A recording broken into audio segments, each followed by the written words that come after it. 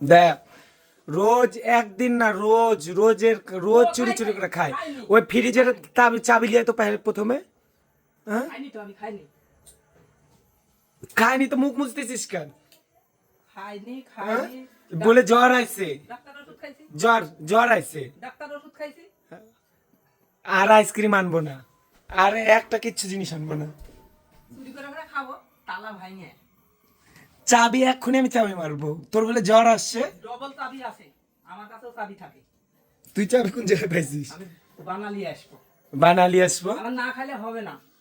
আমার খাতে আর তোর যে জ্বর আইছে, তো জ্বর আইছে তো তুই কিসের জন্য এত রাতে তুই আইসক্রিম খাচ্ছিস? ডাক্তার আছে। হ্যাঁ, সবাইতে এই ডাক্তার আর এই যে আর একজন খাইলো এখন আইসক্রিম, খাইলো এই যে দুজনে আইসক্রিম খাচ্ছে, দুইজনেই আইসক্রিম খাচ্ছে চুরি করে চুরি করে।